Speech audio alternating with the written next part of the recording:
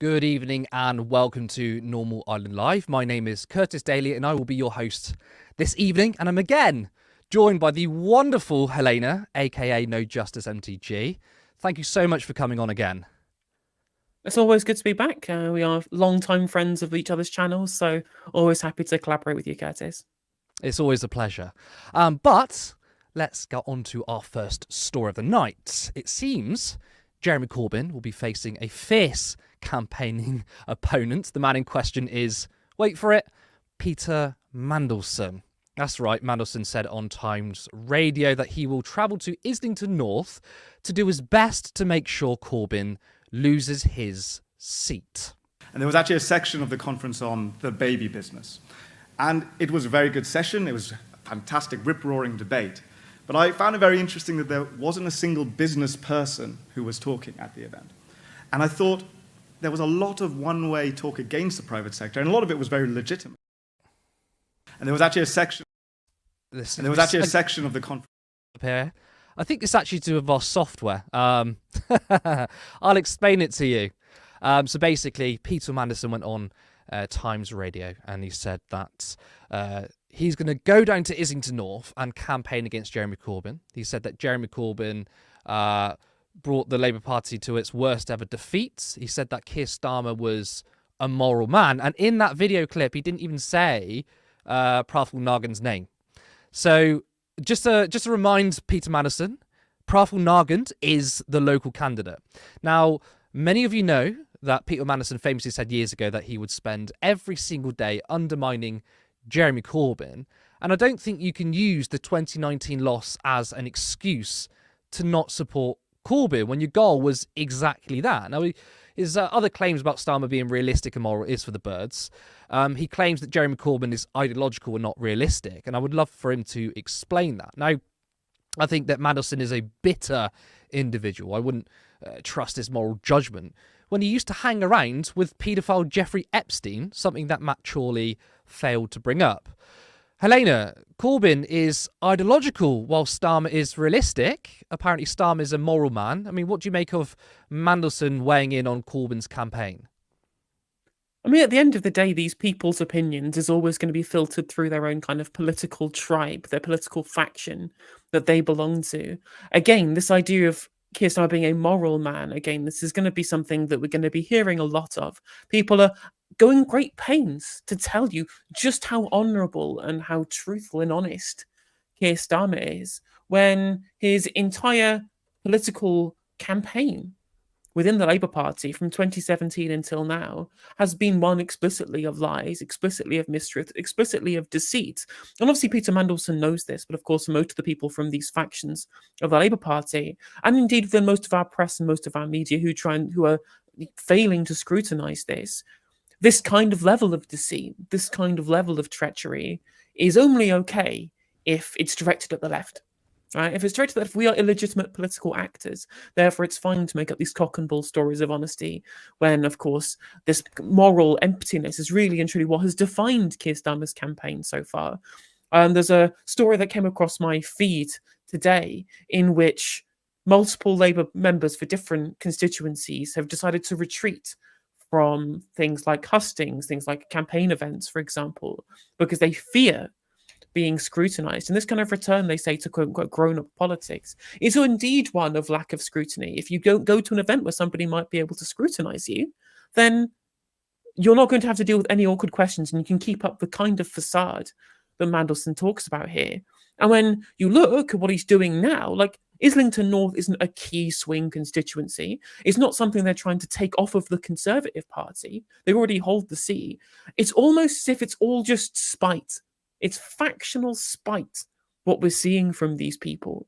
Not that they actually care whether or not they win Islington North. In fact, I think they almost certainly picked a private healthcare CEO, which we'll probably come on to later, for this specific seat, because it is a way of attacking the left on ideological terms. Say, well, look who we're going to beat your man of the people with. It's going to be a private healthcare CEO. Don't you hate that? It's really kind of childish. It's very childish, very kind of immature kind of politics from these people, which is something they usually criticize us for.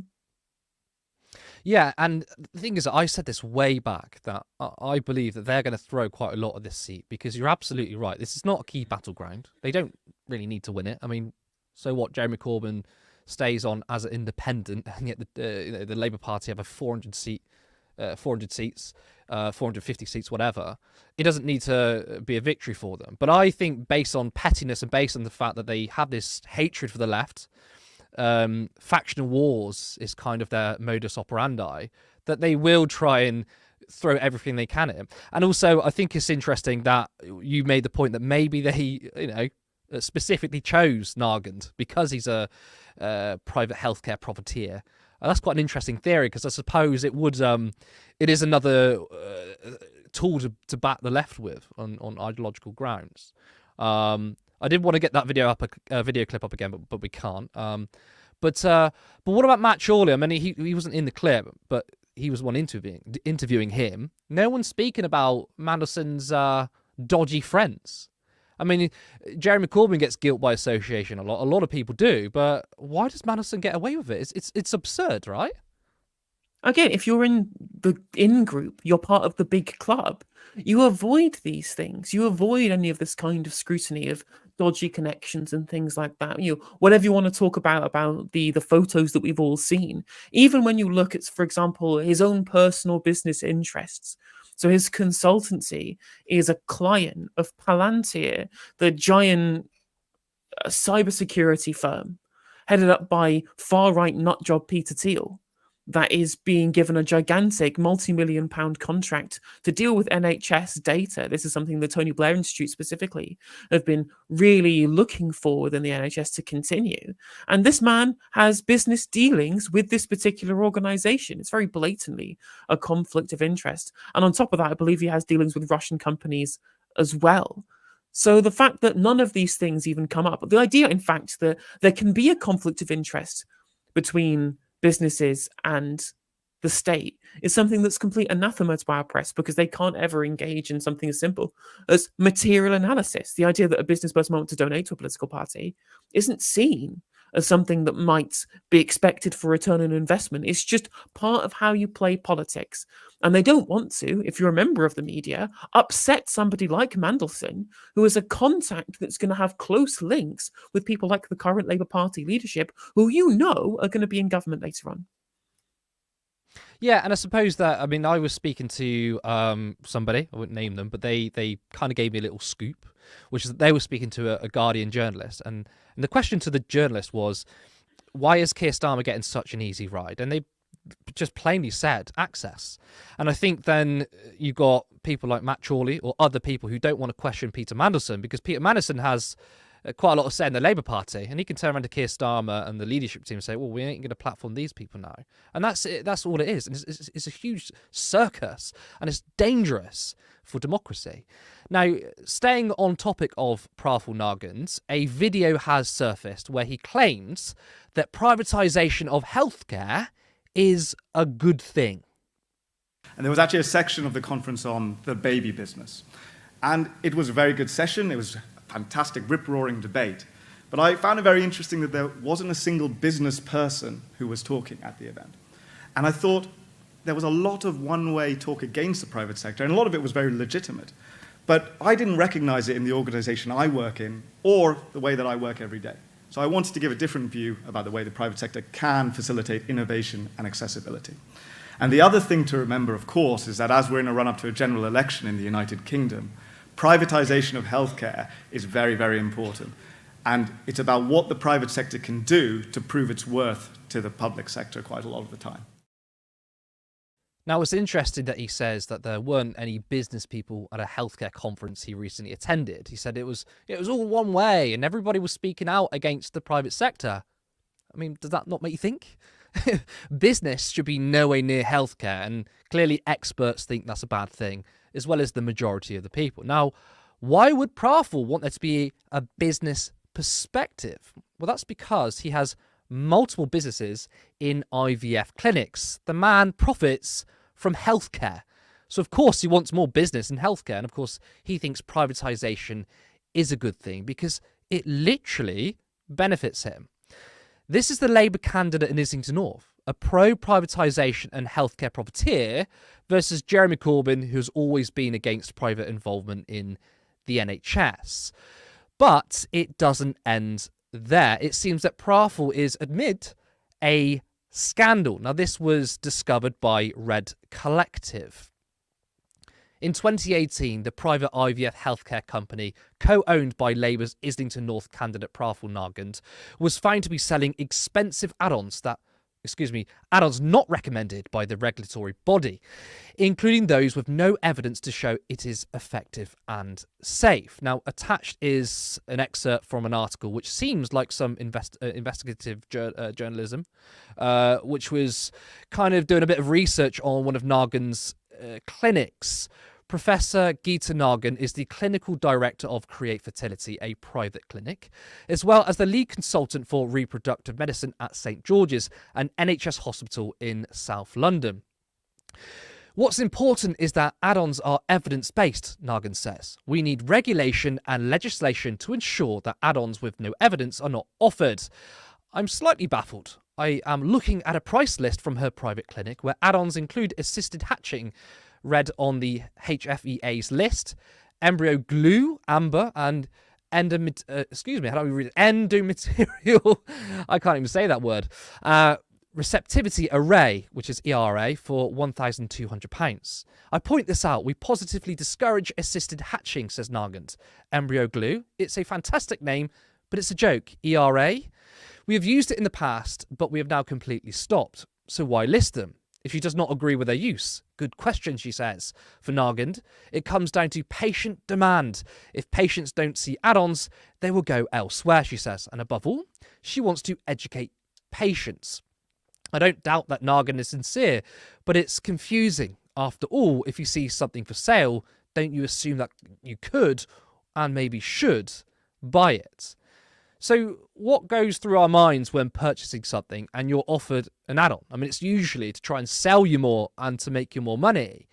These clinics sell add-ons, but the scandalous thing here is that it seems that they've been selling add-ons, such as assisted hatching, that are classed as red on HFEA's list.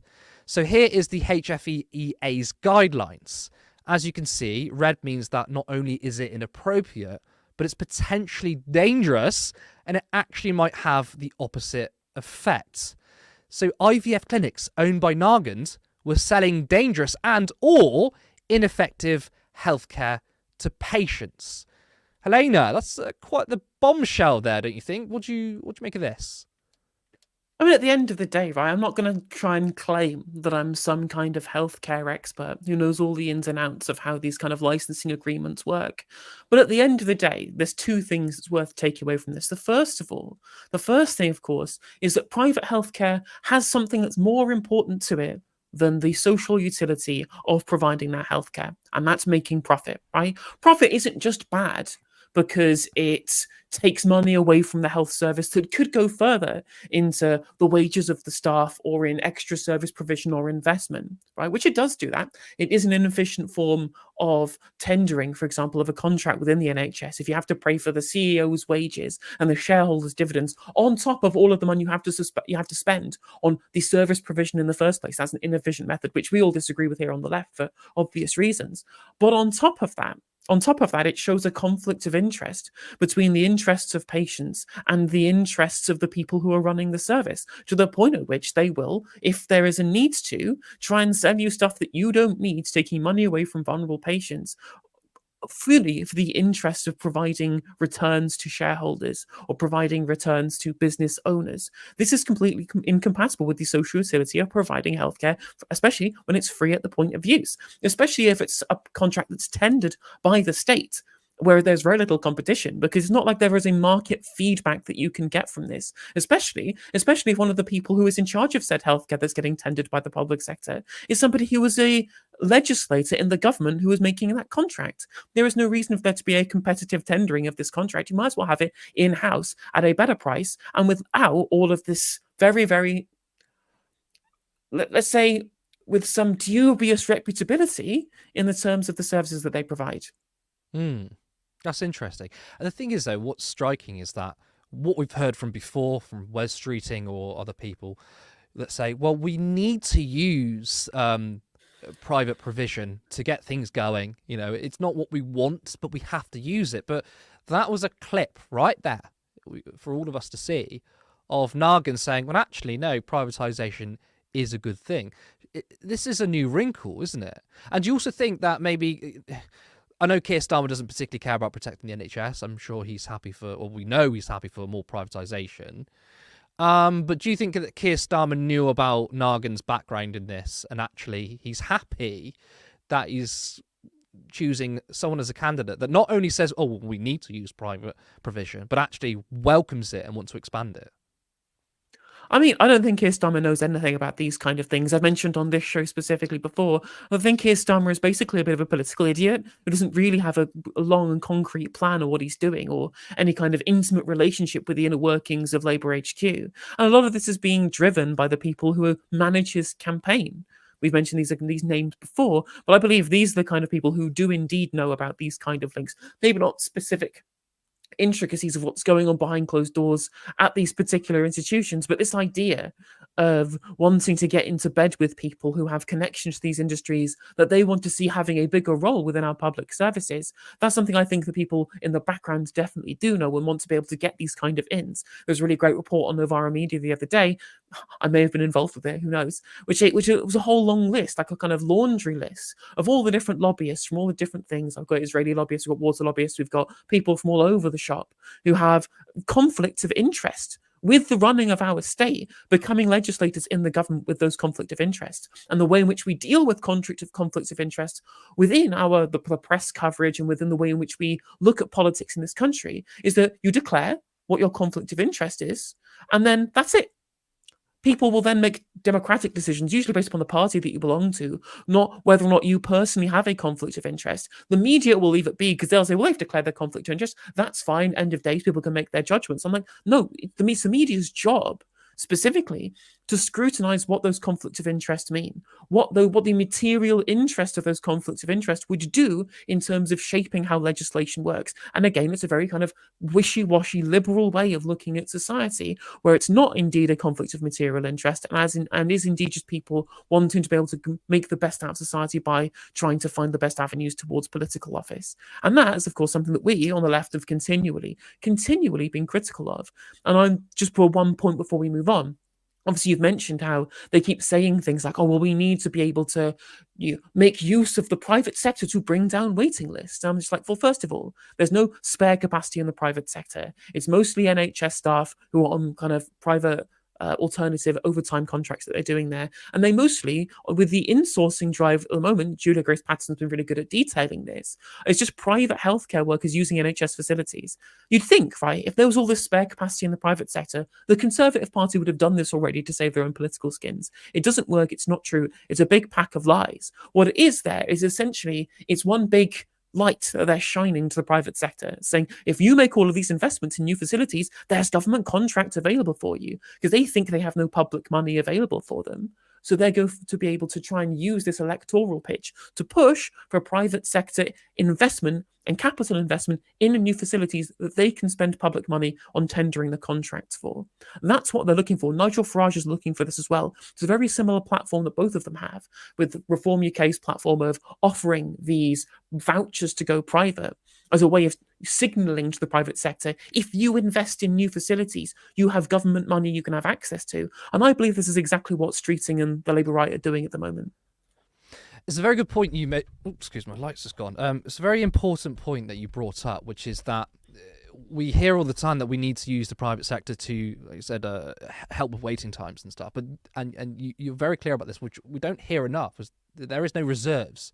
There is no this huge backlog of the private sector just waiting to be used. No, rather it's a transfer of our own state entity, which we own, to the private sector. It's going to be the same doctors, it's going to be the same nurses, probably on worse contracts as their rights have watered down. And of course, you're absolutely right. The Conservatives would have used this to save their asses because they're not looking good at the moment. So I'm glad you brought that up. But we're going to go to our comments. What have we got from today? James Holmes gifted 10 Turn Left memberships. Thank you so much. It's very generous of you, James. Bay Whitaker became a YouTube member. Welcome. Thank you for supporting the channel. Do we have any more? S7J5. Mandelson is a vile person, friend of Epstein. Remember all the horrible things he has done. We have pictures, guys. We have pictures of Mandelson celebrating Epstein's birthday. And also, I read somewhere on Twitter that Epstein visited, Mandelson visited Epstein or called him for a favour. This is after he was in jail. Very, very strange. Hillary Potter. Mandelson has his financial backers, and he has to please to please them. Zionist propaganda needs constant financing. Well, I mean, I would separate Mandelson from specific Zionist propaganda. I mean, of course, he probably is a Zionist too, but this is specifically about him and his own interests. Jacqueline, Jack H, welcome again. Good to see you. I'm surprised there hasn't been another independent candidate running against Jeremy Corbyn. The same thing they're trying against Craig Murray and Andrew Feinstein. Are you trying to say that there's someone not of the left trying to run to split the vote or whatever? Because, I mean, true, that certainly would split the vote if they did. But I think that Jeremy Corbyn has such name recognition. I don't know how successful that would be. Stephen Calder. They are terrified of Jeremy because he's honest, principled, and truthful. Everything Mandelson isn't. Right, but that's not for 2024 politics. If you're honest and principled, this is not the gig for you. It's the election of liars. The political landscape is full of lies. 9 signs. My choices at this election are between 2 right-wing parties, 2 centre-right parties, and 1 centre-left party. I think I will stay at home. I'm interested which centre-left party you're referring to. Is it the Greens? And who are the centre-right parties and who are the right-wing parties? I'd be interested to know what you think. Maybe leave a comment. But let's move on. Now, if you enjoy what we're doing, it's important to point out that all of this is still voluntary. We have multiple people working on the shows. We have a producer in the background right now who's actually bringing up this graphic as we speak. Of course, myself and others who have doing the hosting until the election, and of course, our amazing guests. So we would really appreciate it that you subscribe to our channel if you haven't already. Make sure you share our content, and if you can support us on Patreon for £3 or £5 per month. The goal is to become a fully funded media organisation where people can dedicate their time to turn left with a wage. Now, let's get on to our next story. A new poll has put Reform ahead of the Tories. So, as you can see right now, you can see Reform is on 19%. That's 1% over the Tories, and Labour down to 37%. Now, this is still within the margin of error. However, this still at least puts them at a statistical tie. Now, this prompted Nigel Farage to claim that he was the leader of the opposition. It takes seats to do that, not just vote share. Although, don't tell the Labour right that, because they care only about seats and not the fact that Jeremy Corbyn still got 32% in the polls, better than Ed Miliband and Gordon Brown. So don't tell them. Now, of course, he won't be the leader of the opposition. Reform, I don't think, will win more than 2, maybe 3 seats. I mean, they certainly won't get more seats than the Tories. But it is significant. And based on these results, like I said, Reform will get maybe 1 or 2 seats. Now, I guess this would put PR higher on the agenda. I mean, those of us on the left have called it for a while. But given that first past the post severely harms Reform, could this get us closer to PR? Or would it have the opposite effect? I mean, the government may not want to enable Reform. Helena, what do you think about that? PR more likely on the cards, less likely? I mean, I don't think that Labour are any closer to implementing it because it would affect them. But in terms of the national discourse... Oh, I think in terms of the national discourse, it'll become a massive issue if we get the kind of election it looks like we're going to have. Now, I have my doubts over the polls that have been produced. We had like 1 poll that put Reform ahead under YouGov's methodology, polling from Opinium and Techne and electoral calculus. None of these people have had Reform UK ahead. And so I think Nigel Farage is really kind of jumping the gun with this kind of 1 poll, but it's well within his rights to do so. He is campaigning to try and usurp the Tories. Anything that he can use to try and lend a lot of credence to this narrative is something that he's going to jump on. And, I wouldn't besmirch him for this idea that you take whatever you can in an electoral cycle and use it to as much advantage as you can. That's politics, right? But I don't think necessarily that the kind of polls that show Reform ahead at the moment are indicative that that's necessarily the case currently. Still a few weeks left, still plenty of time for Farage to destroy these people even further, just like he did on the debate stage on Thursday with regards to the Conservative Party. But in terms of proportional representation, if we get the replicated vote from what the YouGov poll says, Stats for Lefties has their own way of putting these numbers in to be able to get a seat prediction, their own methodology for a seat prediction.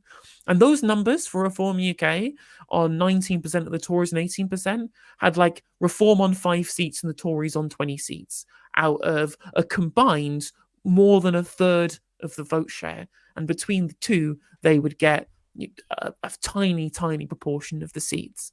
Most people will look at that. People who've lent their votes to Labour to get the Tories out, now knowing that it was pointless because of the vote split. Reform UK and Conservative Party supporters who realise that the two-party system is over, in terms of the Tories thinking, well, we can't have monopoly on political power anymore, and Reform UK supporters thinking, well, we all voted for this, why isn't it all represented in government? And the Liberal Democrats will be the opposition party of a lower vote share than both. Like, this will show everybody in the country that this electoral system that we have is completely unsustainable. Because at the moment, people are happy seeing stable governments with the odd shifts without there being real kind of upending of our political system. It's why they were happy for stability by rejecting AV all of those years ago.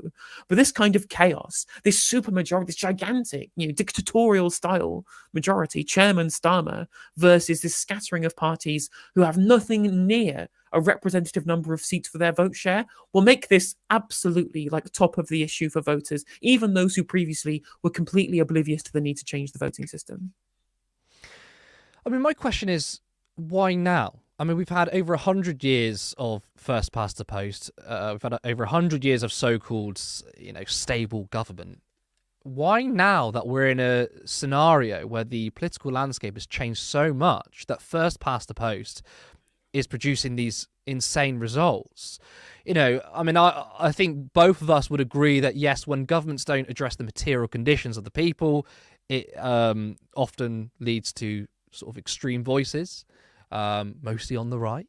But we've had, 13 years of a Tony Blair government, did some things, but didn't, I don't think, address the economy in a meaningful way. You'd also agree with that. And then we've had 14 years of the Tories. But it's not the only two governments that have ignored the material needs of the people. So what do you think about these last couple of years that has really changed things, which is unprecedented, which is getting reform? I mean, I know you don't really...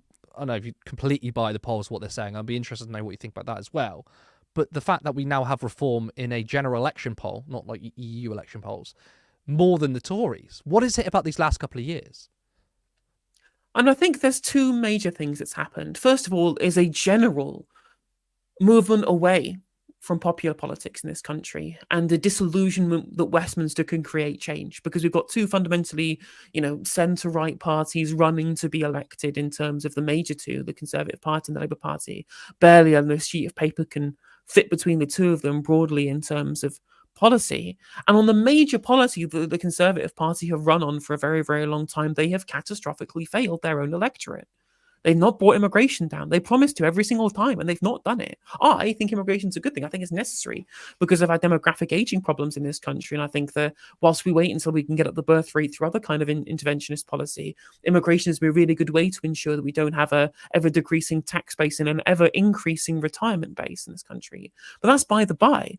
There's a democratic deficit in terms of the level to which the Conservative Party have taken the core issue for a huge swathe of voters and ignored them completely for fine reasons, right? They understand the economic necessity of migration as much as we do, but they can't tell their voters that. And it shows, right? If you look at the polling internally, when you look at party by party, which issues they deem to be the most important ones, in every single political party in their current voter base, the most important concerns are the cost of living and the NHS. Doesn't matter whether you're Green, Lib Dem, Labour, or Conservative, or SNP and Plaid Cymru, all of them cite the cost of living crisis as the biggest concern. Reform UK voters specifically are the only one of this grouping that actually put immigration as being their biggest concern. And this is why the Conservative Party lost them. They campaigned on a really key issue and they failed, so people are deserting them.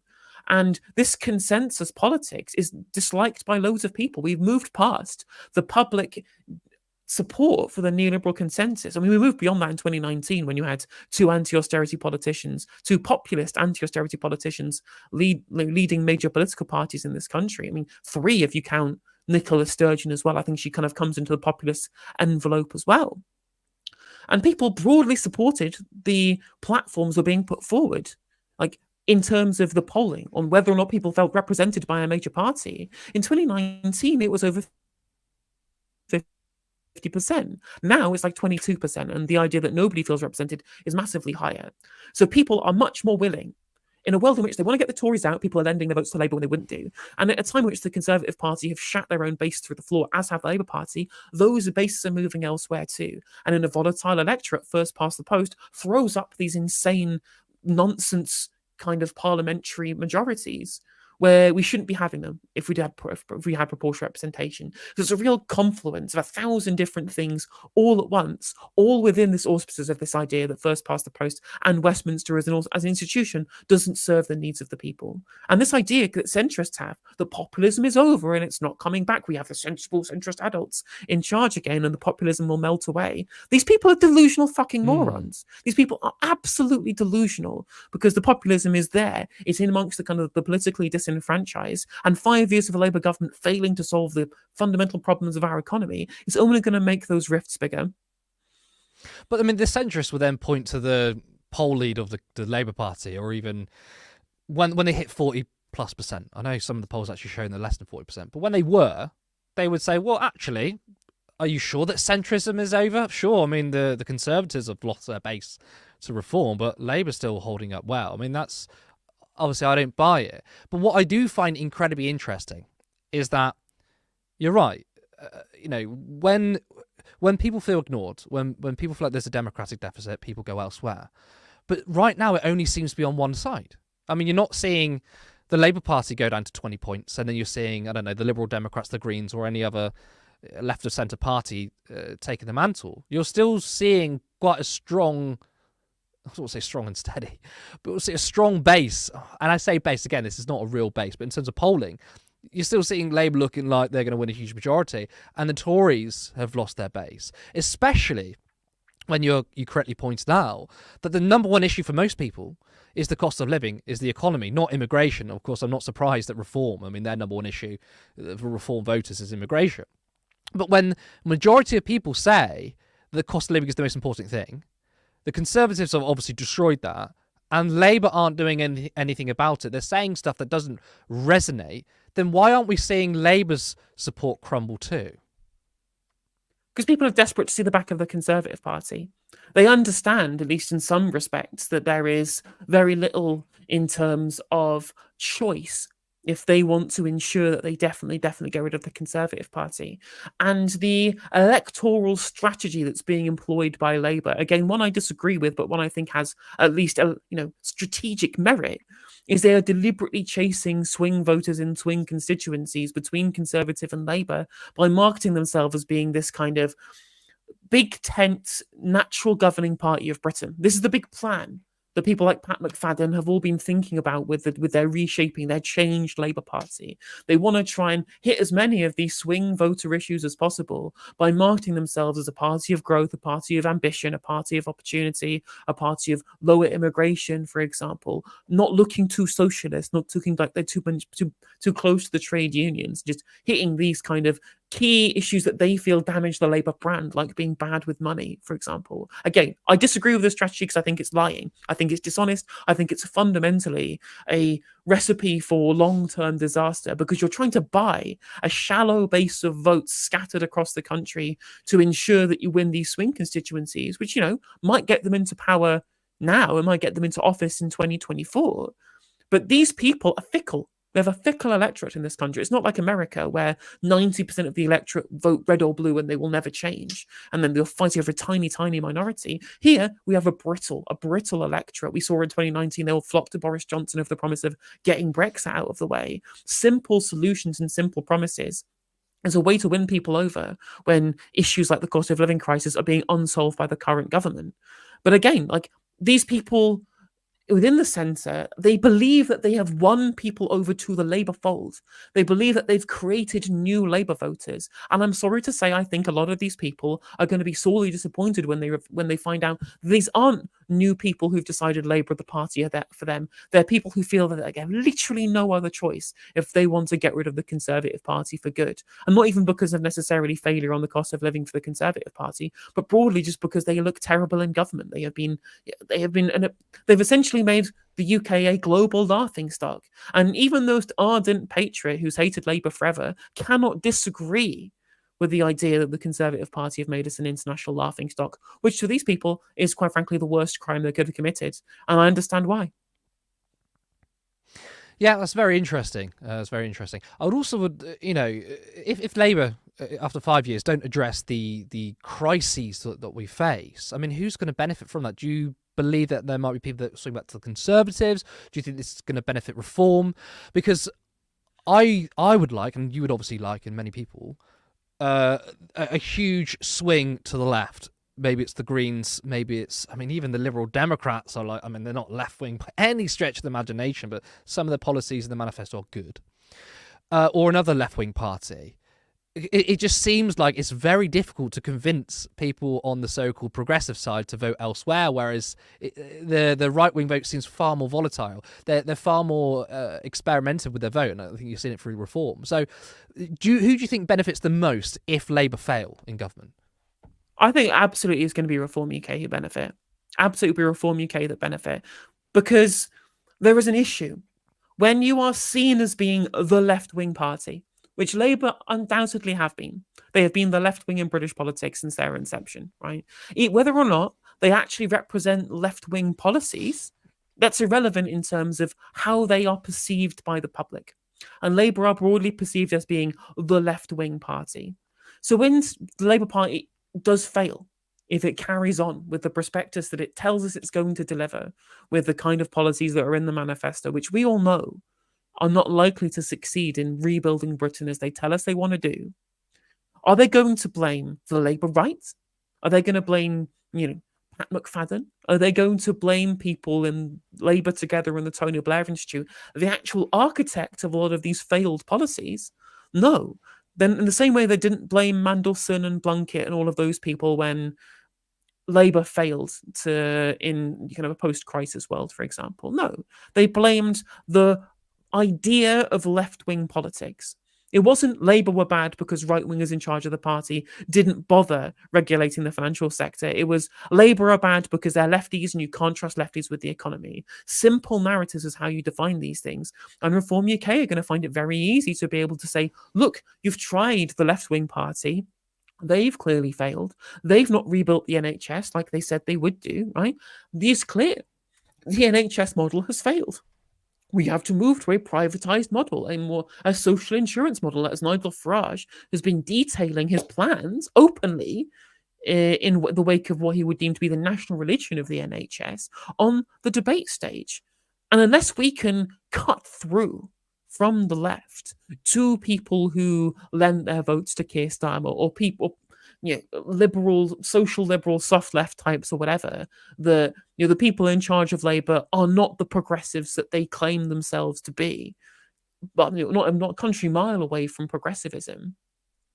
Unless we can cut through to people that Labour does not represent left-wing politics, people will it'll be very easy for people like Nigel Farage and Richard Tice to be able to paint Labour's failure as a failure of the left more broadly, because people it's difficult after more than a century of Labour being the left-wing party. People can't compute in their brain, even when they're explicitly right-wing like they were under Tony Blair. That can't be extricated from what they represent. And that's our job. That's our job, is to let people know that Labour are not left-wing. When they fail, it will be a failure of right-wing politics, because that's how we failed under the Blair years. I think that's a very, very good point there. Now, for us a lot, we know the Labour Party are not left-wing. I consider them centre-right. We know that. But you're right. I mean, the public will associate them with the left.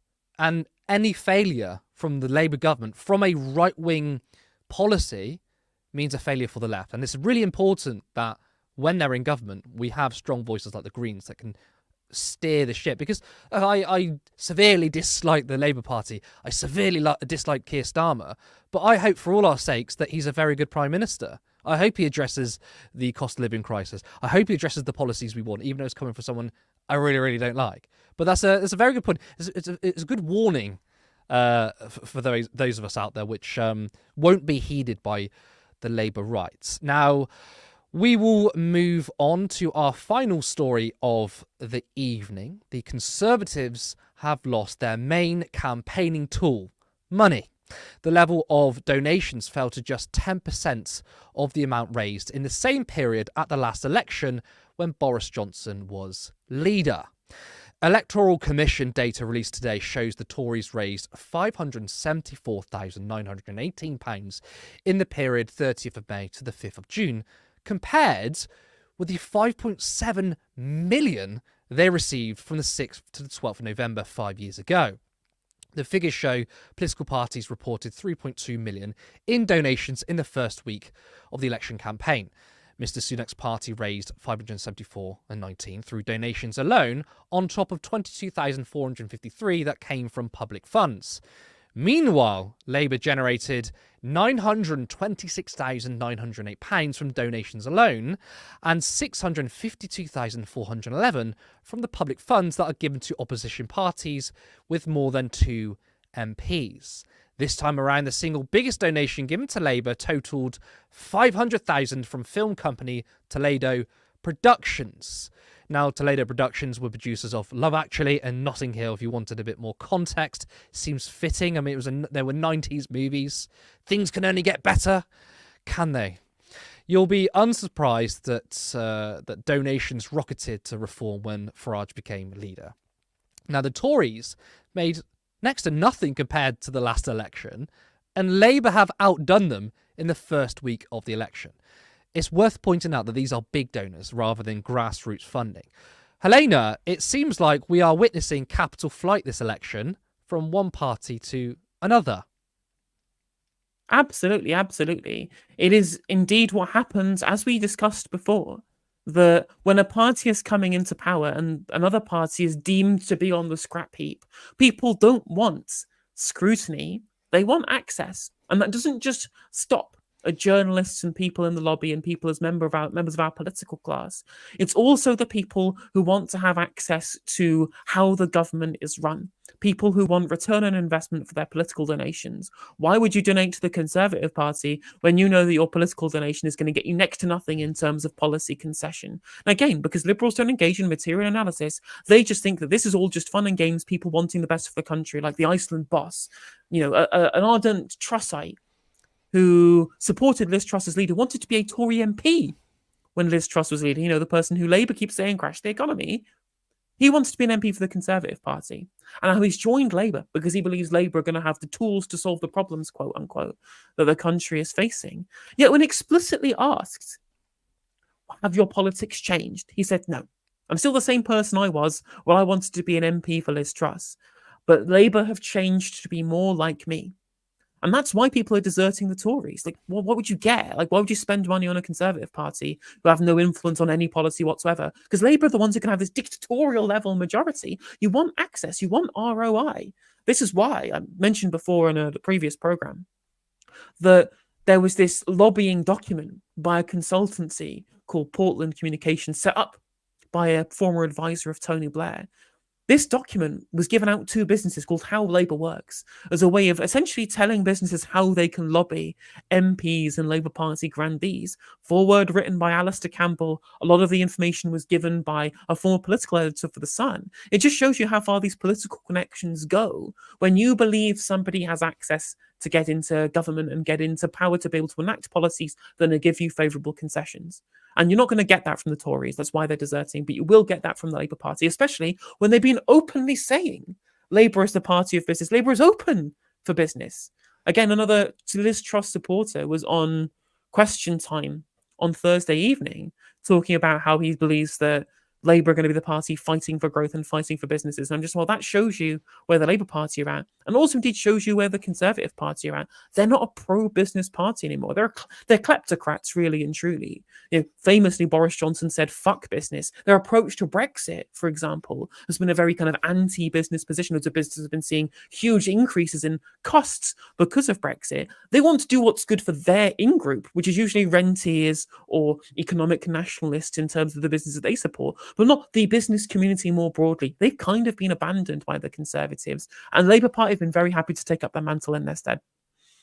If you want proof of how Labour and the Tories are ideologically the same, it's look at the donors. Because you don't take all your money from one place to another if you think you're not going to get ROI, return on investment. And you pointed out that one of them was a former Liz Truss supporter. Liz Truss supporter wanted to be an MP, angry that he didn't get selected, and it was easy for him to move to the Labour Party.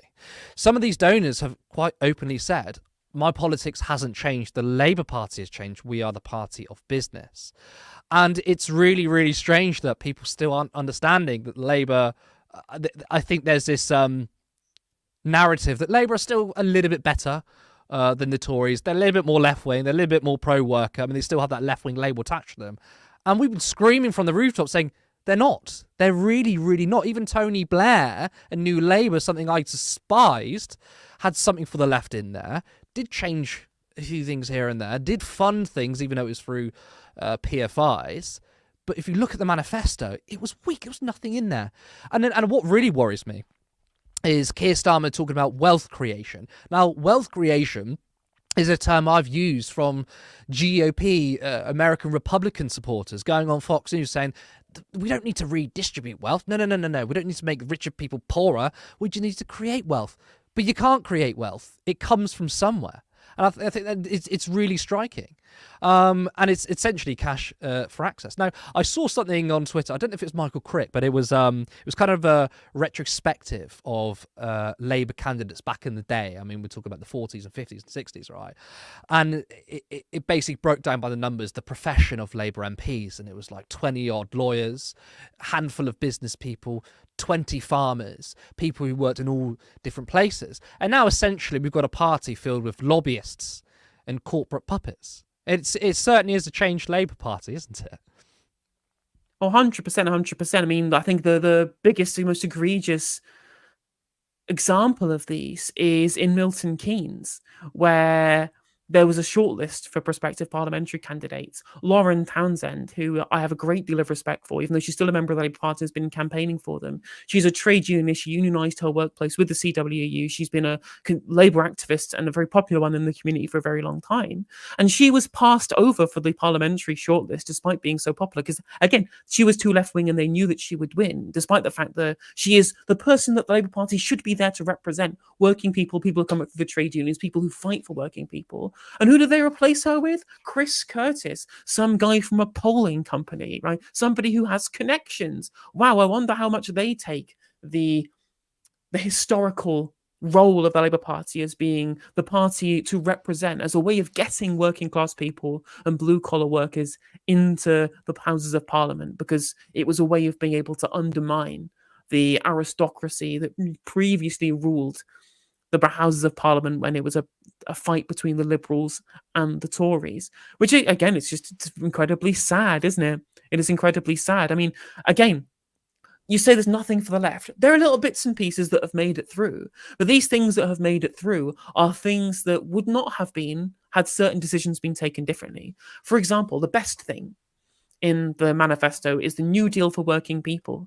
And if you think for a second that would be in the manifesto if Angela Rayner wasn't there specifically because she's an elected deputy leader and not because everybody else in the cabinet's been handpicked by the Labour right, like, then you live in fantasyland. There's no way that this would Unite refused to endorse it, though, didn't they? Because it did. I read the manifesto and did say New Deal for workers, but that's been severely watered down, hasn't it? And then Unite. It has been watered down, yeah. So I mean, the reason it's been watered down specifically, be there without right? Angela Rayner, but obviously it's not even really a concession to the left, is it? I mean, I agree it's not a concession to the left, but you got the material ways and reasons why it's been watered down. So the main person who had been somebody who had had parley with the Labour right specifically during that period, is I forget what his first name is, but he is a relation to Winston Churchill. It was Rupert Soames, I think, is the name. He was the head of the Confederation of the Confederation of British Industry, and he was the one who had written like op-eds or been interviewed in the Financial Times, saying that we didn't want a European model of wage setting, i.e., trade unions bargaining collectively, and was the one pushing for these things to get watered down. And obviously, I think Angela Rayner is a pushover and somebody who's abandoned her principles of power. But at the very least, this was something that she had her heart on and wanted in the manifesto. The reason why it's been watered down is because we have connections between the CBI and the Labour grandees at the top of the party, not just in terms of who's connected to who, but again in terms of people who are selected for parliamentary selections for the Labour Party. Keir Mather, the Labour MP, the current sitting MP for Selby and Ainsty, who won a by-election recently, before he came into Parliament, as well as being somebody who worked in West Streeting's office, he was a policy advisor for the Confederation of British Industry, the organisation that's now being led by the person who is kind of a key figure in trying to get Labour to water down this deal. So regardless of what you think about Angela Rayner, right, and I have mixed opinions, whatever's happened up to now, that's secondary. That's all secondary to the relationships between the lobbyists, between the rich people, between the donors, and how policy is set by the Labour Party, because these people have far too much power because, again, the current people at the top of the party have kneecapped the membership, have kneecapped the unions, have kneecapped the National Policy Forum to ensure that them and their cronies are the ones who get to dictate policy to everybody else, regardless of what the membership thinks, or regardless even what members of the shadow cabinet think. I believe there was another selection made a few years ago. I can't remember their names, and it was someone who was a part of a union in a dispute with a company, and I think it was at Bupa, and then the person that got selected instead had previously worked for said company the union was in a dispute with. It was absolutely incredible. I mean, when the CWU representing postal workers was in an industrial dispute with Royal Mail had a stand at the Labour conference. How insulting. How crazy is that? It makes no fucking sense. It's diabolical, absolutely disgusting. Now, we've got some more comments. We will bring them up now. We've had quite a lot of comments, actually, so it seems like a healthy discussion in the section. Terry Regan, Carla Denyer, Angela Rayner says that Keir Starmer has changed the Labour Party. She's right. He has changed it into the Tory Party. That was a fantastic clip, by the way. And I have to say, I give my props to the Green leadership, Zach Polanski and Carla Denyer. Carla Denyer is a very good speaker. She's very clear, concise. She's very funny. She's definitely got that edge about her, which I really enjoy, and she completely sticks it to the Labour Party. But I absolutely agree with Carla Denyer there. It is a Tory party. Phil McCracken with a nice little Stewie picture. Most Tory donors switched to Labour. Labour gratefully accepted. I don't think they just accepted. I think they were grovelling for them. I think when Keir Starmer was spending a lot of his time talking about being pro-business, I think he was going around to see how many donors he could get. So they did greatly accept it, though. Jacqueline, again, remember that crack Penny Mordaunt made when she said that she was too left-wing for the Labour Party? Yeah, that's the thing. And I get it really frustrated when you got Nigel Farage calling Labour left-wing, Keir Starmer lefty lawyer. That could really grind my gears. Any more comments? Lucas Lupine, just going to see a sink for the Tory vote en masse. Remainder will flock to reform, but first past the post will give them pretty much no seats left. Most older ex-Tories I know are all voting reform. On to our next comment. Nine Signs again. My only issue with the Greens, you cannot be a party that rails against capitalism and be in favour of NATO, which is a for-profit tool of capitalism at any externalised cost to peace, security and lives. I do want to talk about that, actually. So, if you're a newcomer to the channel, you won't know. If you've been watching this channel for a very long time since the beginning, I made a video 2 or 3 years ago, and I said I think we should disband NATO. Back in I'm a radical now, but even more radical back then. And I thought that Russia invading Ukraine was for the birds. A week later, that happened, and I produced another video saying, well, maybe I was wrong. So I am a bit more ambivalent on NATO. I don't trust them. I think they're a force for evil in many ways. They absolutely are a tool for capitalism. But on the flip side, imperialism doesn't just come from the West. It doesn't just come from the US. We've got Russian imperialism. So, I mean, I support Ukraine in the attack from Russia. So I am a bit ambivalent. But, you know, I'm sure there'll be comments criticising me for that. But if I'm honest, I'm not an expert in this. I care more about the economy and social issues. So when it comes to NATO, I won't say I'm as clued up about it, but I'm just a bit more ambivalent. But, you know, it's a fair point anyway. Any more? Becca A. So I got a leaflet for an MP who didn't think was my MP and just looked, and we've been how am I going to say it? I don't think I'm going to bother. I know what you're trying to say. Reconstituented. Oh, God. Reconstituented. Christ. Yes, I mean, about half of them don't even know about the boundaries changing. Or they knew the boundaries are changing, but where to? Any more comments? Travis Wolf. Need a new left party for working people. Workers' Party is it. What Labour used to be before they became Tories. I mean, the Labour Party generally has been more socially progressive. I mean, not always, but they have been. And the Workers' Party simply aren't socially progressive. If you want to build a coalition, I don't think you should just appeal to the class reductionist. Now, people know on this channel I've been a big critic of George Galloway. I've been a big critic of his social positions. We've have had other candidates for the Workers' Party who have also said some pretty bad stuff. So if you want to build a coalition with more and more people, you're going to need to expand, and that includes being socially liberal, I personally think anyway. So I don't think that the Workers' Party is the party of the left or the new left-wing party. Martin Arnold, leaving NATO would be horrendous error and exactly what Putin wants. Ukraine needs to be protected, and if that means NATO, then comrades need to get on board. Anything else is just irresponsible. So again, I do sympathise with that comment, but I also sympathise with those who are anti-NATO. People might say I'm sitting on the fence, but I think it's important to listen to everyone's perspective. But I do think, you know, leaving NATO right now with Putin, is that a good idea? I don't know. Actually, I encourage you to leave more comments about NATO if you think I'm right or if you think I'm wrong. We do actually have more comments on NATO. KT Marshall, wonder how the Tories are coping with that poll. Not very well, I don't think. I mean, we'll leave it there for the comments because we are going to overrun. But thank you so much. A really rigorous comment section. We're also on 125 views, which again is fantastic. And I thank everybody who's tuned in. But that is all for tonight. I want to thank everyone who did tune in. I hope you enjoyed it. I'd also like to thank the amazing Helena for joining me tonight. Make sure, please, if you do anything, subscribe to her channel on YouTube. It's youtube.com/NoJusticeMTG. There is a link in the description. She also uses Twitch. Use the same username. You can catch us here this Monday at the same time of 7:30 p.m. I'm Curtis Daly. Thank you and see you next time.